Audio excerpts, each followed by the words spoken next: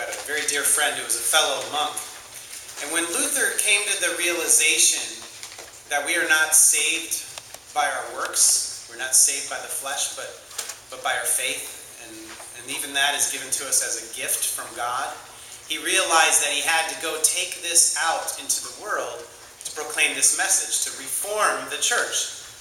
A lot of people think that Luther wanted to start his own church, and that's why we're here. We're the Lutheran Church. We're named after Martin Luther, and this was his plan all along. But no, he didn't want to start a Lutheran church. He didn't want to start any Protestant churches. He just simply wanted to reform the Catholic Church, because they were doing a lot of things wrong, and they were leading the people astray, and Luther knew he had to do something about it.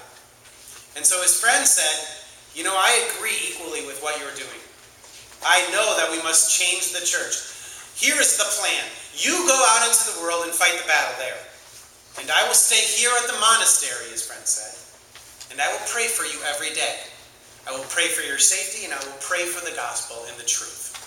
And so that's exactly what they did. The friends stayed behind. Luther went out into the field. And it was rough, because people were against him. You don't go against the Catholic Church.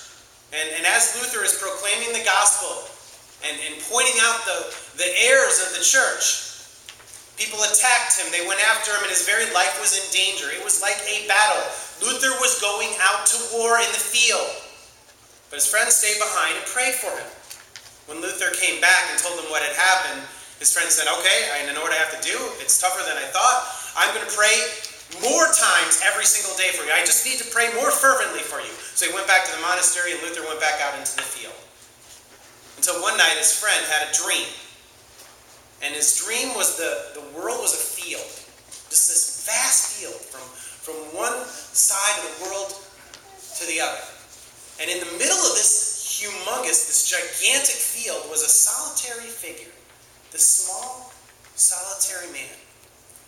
And it became apparent that it was an impossible task just for this one man to get from one side of the field to the next. That there's no way he could actually do this alone.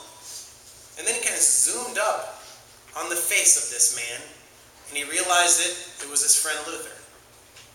And he understood right then and there that there is no way that Martin could do this alone, that Luther would need some help. And so he said, it's not just about me praying. He went to his friend, he said, Luther, I need to give myself up to the work of the kingdom if we will accomplish anything. And so that is where we are in our study of the 12 disciples. Today is the last Sunday in the series. And in Matthew 10, Jesus had been that solitary figure. He'd been the one man out in the field proclaiming the gospel and teaching the truth. But he was only one man. Now all of a sudden, he comes to the conclusion he knows that he needs help. And so this is when he decides to call the 12. And he calls these 12 men. And as you've learned these last 10 weeks about these men, you've known that they turned the world upside down. They literally changed the world. They started the church, the most important institution in the entire world. And it all began with 12 guys. Really 11 if you don't count Judas, who betrayed Jesus and ended up hanging himself. I mean, just 11 men that changed the world. And to me, it's fascinating that the world could be changed by just so few. I mean, anytime you worry that we're not big enough as a congregation, that we can't do as much because we're a smaller church, remember that it was just 12 men that changed the entire world. We are here in the church because they started all of this. We wouldn't be here if it wasn't for the disciples. So as I'm going through this study and learning about each one of these men, and I think our youth and family minister, Nicole Kelly, did a great job with Thomas and Judas, and I know that those two aren't easy. You can go in all kinds of different directions with those two men. And as I'm learning about these disciples, even more than I already thought I knew, I've come to this idea of how do you qualify to be a disciple? How does one qualify to be a disciple? And as I was thinking about that last week as I was flying to Washington, D.C., I realized that in the classified section of the newspaper, there's all kinds of job qualifications, and they have the job postings, and it tells you the qualifications that they're looking for. And I thought I would look at that to kind of see, how the world looks at qualifications. And as I was doing that, I found a couple of the ads that were kind of interesting.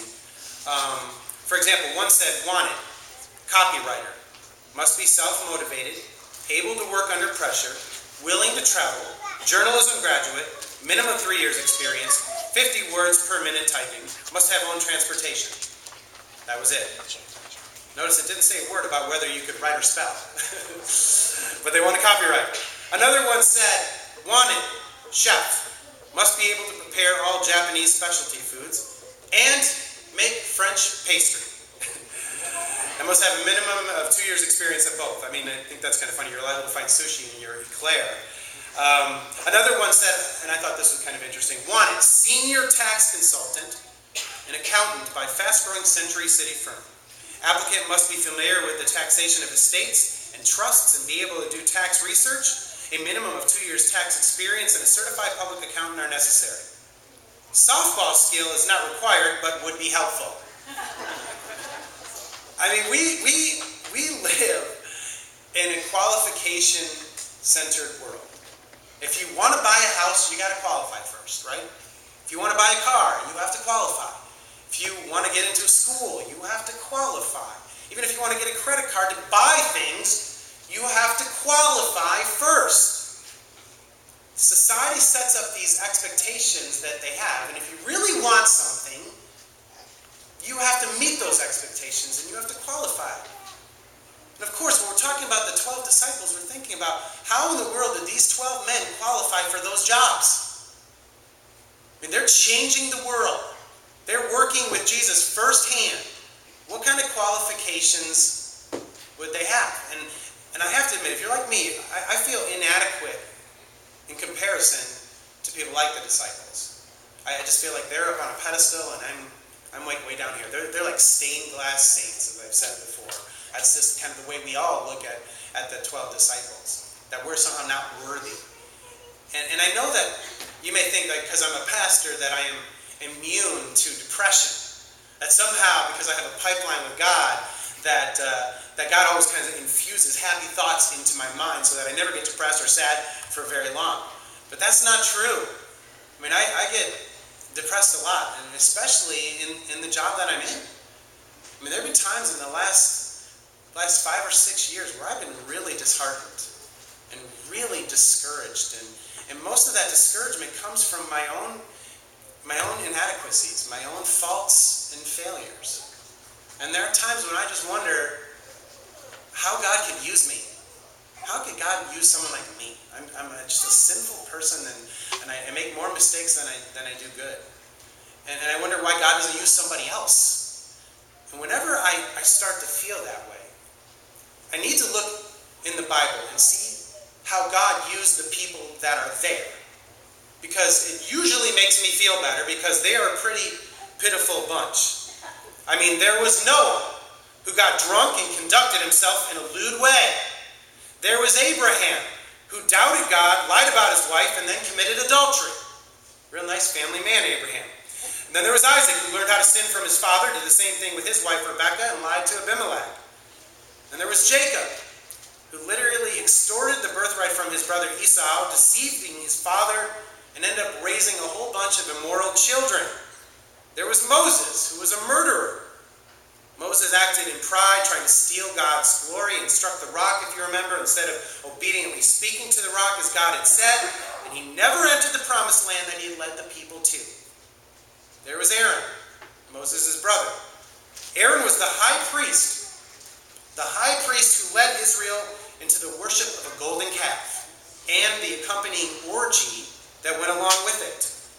There was Joshua, who, when God told Joshua to wipe out the Gibeonites, Joshua was so deceived by the Gibeonites that he made a treaty with them instead of destroying them, and the Gibeonites ended up being a thorn in God's people's side for generations and generations. There was Samson, who was marked as a man with a lustful love for a wretched woman.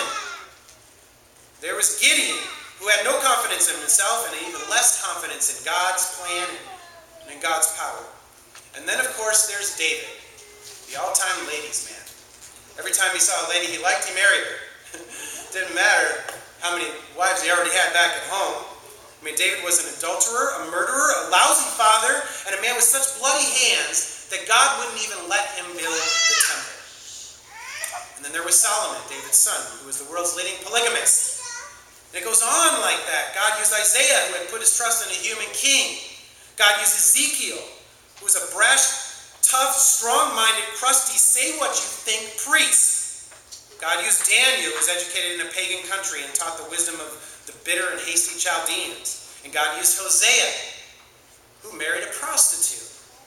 God used Jonah, who directly defied and was in disobedience to God and took a short ride on a long fish. And then when the Gentiles were converted, he didn't like it one bit. God used Habakkuk, who questioned the divine plan. And God used Elijah, who could handle 850 false priests and prophets. But he ran like a maniac from one woman, Jezebel. And you see, you follow the flow of history in the Bible. And it's almost like the march of the unqualified. I mean, one after another. And that makes me feel better, because it makes me understand that, we don't have to be qualified. We really don't. I mean, think about the qualifications of the disciples as you learned about them. I mean, Peter was bossy and impetuous. John and James and Simon the Zealot were so aggressive that they were borderline violent. Andrew was kind of timid. Philip was indecisive. Nathaniel was a racist. I mean, you think there's one quality you can't have of the 12 disciples is you can't have a racist in the group. But Nathaniel was a racist. Can anything good come out of Nazareth? Judas was a betrayer. Thomas doubted. James, son of Alphaeus, didn't have anything to say. And you just look at these are the 12 disciples. We think, how did they qualify for the job? They didn't. They didn't. Here is the truth. Nobody qualifies. Nobody has the qualifications to work for God. So the Lord has two options. Either one, you don't call anyone and just scrap the whole thing and forget about it. Or you take those people who are unqualified and try to mold them and shape them into the people that you need them to be. I hope that you learn to really appreciate the 12 disciples. I know I did. That you saw their weaknesses and you also saw their strengths and learned a little bit more about their character. But I also hope you came to understand that they are not on a pedestal. They were not perfect men. They were not holier than any one of us. They were just ordinary guys who were called by God. They were unqualified to do the work. But our Lord qualified them. And he could do the same with us. So if you think, I'm not good enough, Pastor, you can say that because you're a professional. Okay, we know that you're not perfect. We know you're not on a pedestal. But you come to church every Sunday at least. I can't even do that. Or maybe you're thinking that you have too many skeletons in your closet. There's no way that, Pastor, if you knew everything there is to know about me, you wouldn't even want to talk to me. So God obviously doesn't want to use someone like me. Or perhaps you think that you're too old. That you've already done your work and that God's not going to use you. Well, let me remind you that God was able to make a nation of people, his own people, out of a man who was over 100 years old in Abraham. The last time I checked, there's no one in this room that's 100 years old. So if you're under 100, you're young enough for God to use you. He can use you. And maybe it's to draw you closer to him so that you trust him more. Maybe it's to reach one person in your life, or even if it's someone in your family, or a few people. Or maybe God has huge plans for you to change the world. Whatever it is, you don't have to be qualified. To be a disciple, you just have to be breathing. And God will do the rest.